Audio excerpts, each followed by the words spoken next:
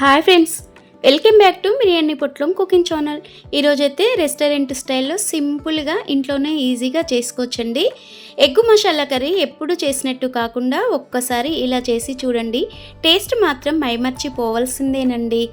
ఎన్నిసార్లు తిన్న బోరు కొట్టని ఈ ఎగ్గు మసాలా కర్రీని ఎలా తయారు చేయాలో చూసేయండి.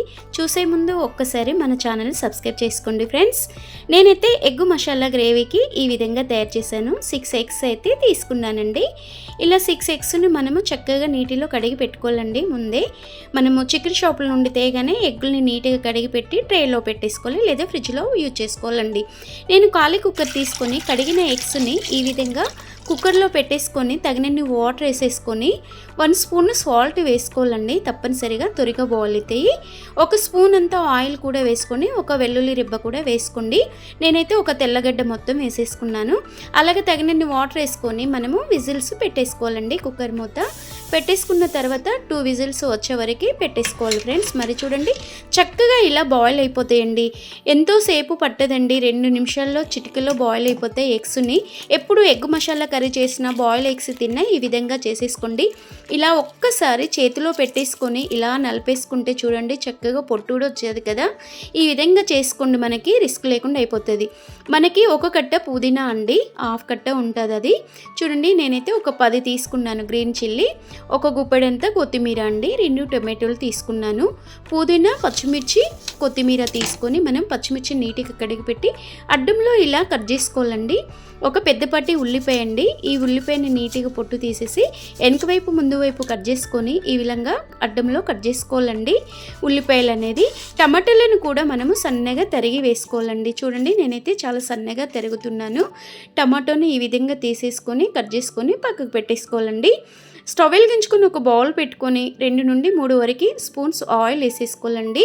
3 స్పూన్స్ లేదా 4 స్పూన్స్ ఆయిల్ వేసేసుకోండి మీకు తగినంతగా. ఆ 10 పచ్చిమిరపకాయలు అడ్డంలో కట్ చేసి పెట్టినవి కాగిన నూనెలో వేసేసుకొని మనం అడ్డంలో కట్ చేసి పెట్టిన ఉల్లిపాయ ముక్కల్ని కూడా ఈ విధంగా వేపేసుకున్న కొద్దిసేపటికి మనం కట్ చేసి పెట్టిన కొత్తిమీరని వేసుకోవాలండి. ఒక కట్ట మాత్రం కొత్తిమీర వేసుకోండి, ఒక కట్ట పుదీనా వేసుకోండి.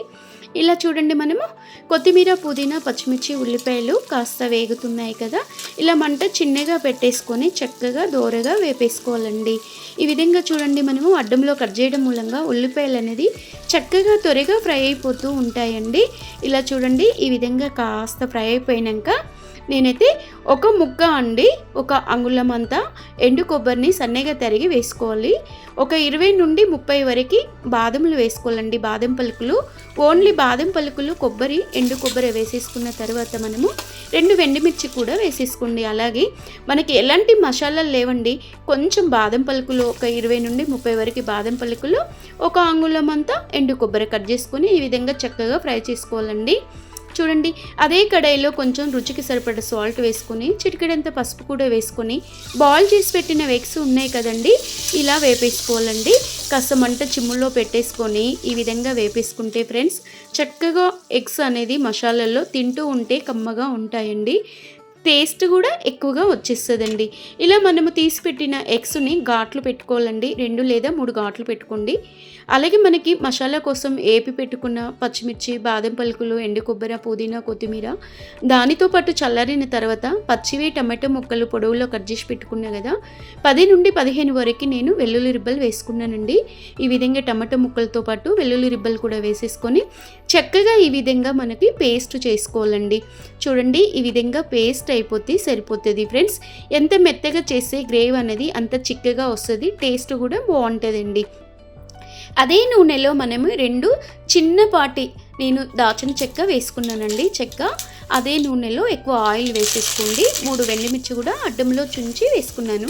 2 కరివేపాకు రిబ్బలు కూడా వేసుకున్నాను. జీలకర్ర, ఆవాలే వేసుకోండి. ఇంకా ఎలాంటి పప్పు దినుసులు అనేది యూజ్ చేయకూడదు ఫ్రెండ్స్. కొంచెం చిటికెడంత అల్లము వేసేసుకొని చక్కగా ఈ విధంగా మంచి స్మెల్ వస్తుంది అనే వరకు, పచ్చివాసన పోయే వరకు ఈ విధంగా వేపేసుకోవాలండి. ఇలా చూడండి, అలాగే మనము చిటికెడంత పసుపు వేసుకోవాలి ఫ్రెండ్స్. కొంచెమే వేసుకోండి, ఎందుకంటే ఎగ్స్లో కూడా మనము పసుపు వేసి వేపాం కనుక కర్రీ అనేది పసుపు వాసన రాకుండా కాస్త కొంచెం వేసుకోండి. అలాగే కొంచెం ఇంట్లో చేసిన మసాలా అండి, కొరియండర్తో పాటు మనము కొన్ని లవంగా చెక్క వేసి నేను ఇంట్లో చేసి పెట్టుకుంటాను. మరొక వీడియోలో చూపిస్తాను ఫ్రెండ్స్ అలాంటి మసాలా ఎలా చేయాలో. మనం పేస్ట్ చేసిన మసాలా పేస్ట్ ఉంది కదండి, ఇలాగే బాదం పలుకుల పేస్టును ఈ విధంగా వేసేసుకొని చక్కగా నూనె తేలే వరకు మంచిగా వేపేసుకోవాలండి. మంట మాత్రం ఎంత చిన్నగా పెట్టుకుంటే మసాలా అనేది అంత చక్కగా ఫ్రై అవుతుంది. ఇలా మనకి నూనె పైకి తేలుతుంది అనుకుంటున్నప్పుడు చిటికెడంత సాల్ట్ ఉన్నాయి లేనట్టు వేసుకోవాలి. ఒకసారి సాల్ట్ ఎక్కువ కాకుండా సాల్ట్ ఉందా లేదా టేస్ట్ చూసుకోండి. ఒక చిన్న కప్పుతో వాటర్ అయితే వేసేసుకోవాలండి. కొంచెం వాటర్ వేయడం మూలంగా మనకి ఈ బాదం పలుకుల పేస్ట్ అనేది చక్కగా బాయిల్ అవుతాయి, మంచి స్మెల్ వస్తేనే నోటికి కమ్మగా ఉంటుంది. ఒక్కసారి సాల్ట్ ఉందా లేదని టేస్ట్ చూసుకున్న తర్వాత ఇంట్లో పెట్టిన గరం మసాలా మాత్రం వేసేసుకోవాలండి.